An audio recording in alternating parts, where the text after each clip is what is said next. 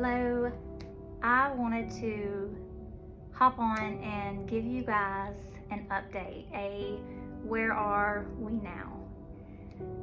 So 5 years ago, around this time, we had literally just buried my son's papa. It was during a lot of unknown. We were preparing for the release of his father from prison, and my son was about to enter middle school.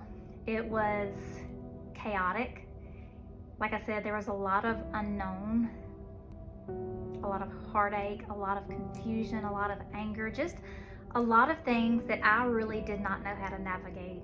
I had been preparing for at least 6 months for the release of my son's father from prison because I knew it was going to be a battle, a spiritual battle, a battle all around, an emotional battle, just having him out, not knowing how he was going to do, what he was going to do. So I had to be prepared, and I needed my son to be prepared. Did not know I was going to have to prepare him for the loss of his last living papa, his entire world, our world, his best buddy, and then his father was going to be released from prison not long after we buried his papa. So it was a lot. There was a lot going on, and here we are 5 years later. After all the preparation, I don't think I could truly prepare for what was to come. You truly don't know. When you're dealing with an addict, when you're dealing with a recovering addict, someone that was just released from prison, when you're trying to navigate loss and grief and heartache, it's hard. It is so hard, and I don't know if there's a right way, a wrong way. I just did the best way that I knew how. Past 5 years, I would love to say that it has been on the up and up, but that is so far from the truth.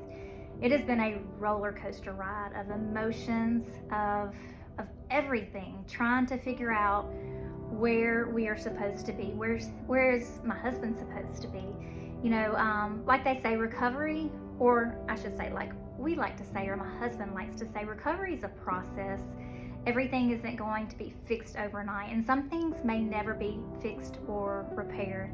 I was hoping that a lot of relationships would be repaired by now, but they are not. I'm not going to give up on that. I truly believe that in God's time, that what God wants to be repaired will be repaired. So here we are, 5 years later, and we're sharing our story, our journey of recovery. And I know so many people have asked, how did you do it? And I'm a stubborn human being. You tell me I cannot do something, and boy howdy, I'm going to prove you wrong. Don't tell me that I can't do something. That is, it doesn't sit well with me. So I think that's how I did it. You know, tell me I can't do something. Tell me we're not going to work out, and I'm going to white knuckle it and prove you wrong, regardless of the cost sometimes. You know, it's been a lot of heartache, a lot of tears, a lot of questioning, a lot of, what am I doing? You know, but we did it. You know, this is the longest that my husband has been in recovery since I met him. A lot of you guys are new followers to our page. We have reached over 93 million people in the past 90 days, and that is just mind-boggling to me, because I believe it was my son was just born, and we were on it was new to me, the addiction, and I know I heard beyond a shadow of doubt that God said, I'm going to use this story. And he has. I didn't know that I was going to have to go through 18 years of complete hell, but here we are.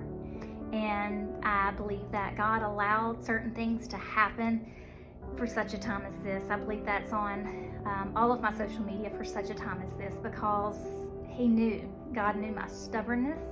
He knew that I would use my voice to give him the glory, because I didn't do this on my own. Everything that you see today is because of God, His grace, His mercy, His forgiveness, His redemption, His healing, everything. So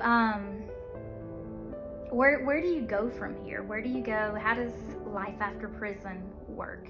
In our family, it's when you talk about when I was in jail, you know, you kind of want to cringe and put a bag over your head and tell him we don't have to talk about that out loud.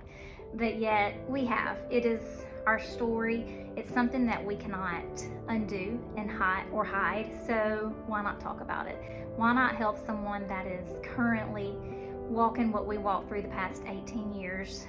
We are a story of hope that it can work out. Life after prison is possible. Not that we're thriving over here, but yet we are, because everything that I had hoped for and prayed for is happening. And we lost a lot. There's a lot that we will never get back. Time is something we will never get back. But we try to make the most out of each and every day. Recovery is something not many people understand unless they are truly living it and walking it. Not on the sidelines, not from afar, but I mean within the four walls of your home. Because I know that recovery and addiction affect a lot of people, a whole lot of people. It touches almost everybody we know. But to actually walk it and live it every single day is a journey that no one's going to understand unless you truly have lived it. And that's something that I have lived, and our 17-year-old son has lived the recovery process. He has seen it, the good, the bad, and the ugly. And I have questioned, like, Lord, please don't let me screw this up, because I don't know, do I let him come home? What do I do? So, you know, that's been a process for my son. I don't talk much about my son's journey because that's his story to share. And if I know my son, he'll probably never share his story, because he's like, you know what? Life's not fair. He's never played victim. He's never played poor, pitiful me, when he had every excuse. But, you know, he chooses to rise above. And I'm so proud of him for that. I'm proud of him for seeing our story for what it is and not being ashamed. You know, I've told him, I was like, people are going to talk about, you know, your dad, your mom. He's like, I don't care. So we've embraced it. We've embraced our story for what it is. There's a lot of our story. I don't want to say a lot. There's a little of our story that we have not talked about yet, and we are still praying daily for God to move mountains. And you know, if you guys do follow us, we ask that you pray that God will move these mountains in our life, that God will restore what the enemy has tried to destroy. A lot of people want to paint a picture of what recovery should look like to them, how things should happen. It should happen on their time, their way, but they don't understand true recovery. It's hard. It is hard. It's hard for the loved one of an addict. It's hard for the loved one of a recovering addict. It's hard for everyone involved, but it is beautiful. It is so, so beautiful. And I wish it would have happened a lot sooner. I don't know why it took 18 years. You know, I joke with my husband, like, why didn't you do this sooner? And who knows? You know, there's a lot of factors involved, but here we are, taking it one day at a time. Who knows what tomorrow holds? Nobody knows what tomorrow holds. So, you know, how do you do it? How do you deal with the fear? The fear is no longer there. Thank the Lord, because that fear of the what ifs, you know, waiting on the phone call, the what if, tiptoeing around, it's not a good place to be. So the fear, I don't want to say it's completely gone. It's probably somewhere still in the back of my mind that something could trigger it. But, you know, do I still have triggers? Absolutely. But it's better. Every day that passes is the day that we get stronger. I feel like I'm all over the place with this. I don't even know how to share what's happened in the past 5 years. It's been a whole lot. It has been amazing. It has been hard. It has been full of happiness and laughter and joy and tears and heartache and grief and anger, all in between, all of those emotions mixed together. And sometimes it makes life very difficult.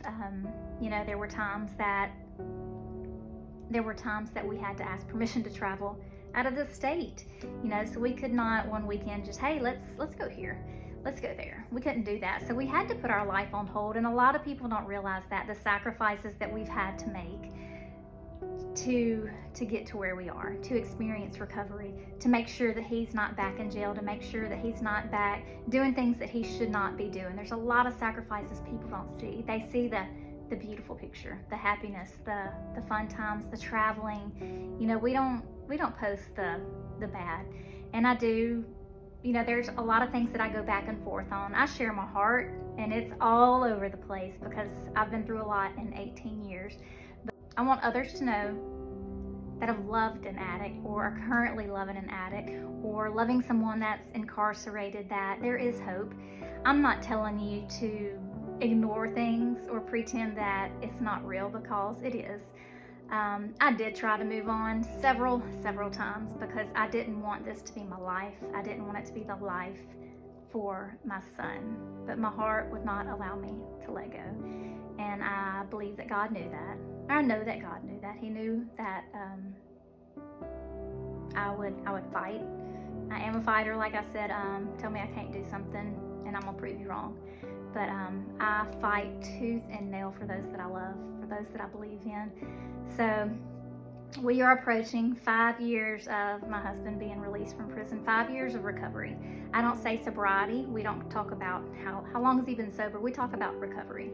I think that a lot of people in addiction focus so much on how many days they've been sober that if they mess up, that they just give up because, well, man, I've lost those 30 days. I've lost those 90 days. I've lost that 6 months. I might as well just quit. No, you just keep on going. So it's recovery. So to those that are keeping track of their days, yes, they matter. Don't lose sight of that. But at the same time, stay in recovery. Stay focused. We all get distracted.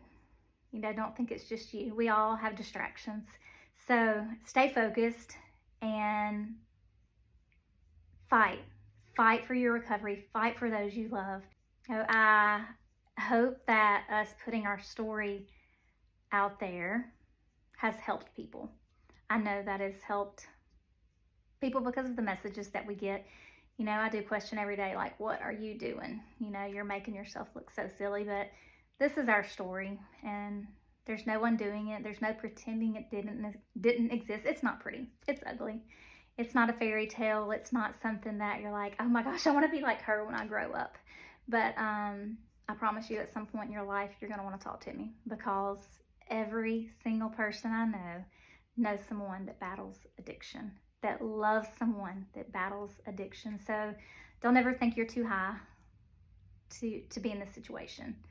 But this is our story of hope. This is our story of recovery. Thank you guys so much for your encouraging words. It means more to us than you will ever know. So here we are 5 years later, and I truly believe that the best has yet to come.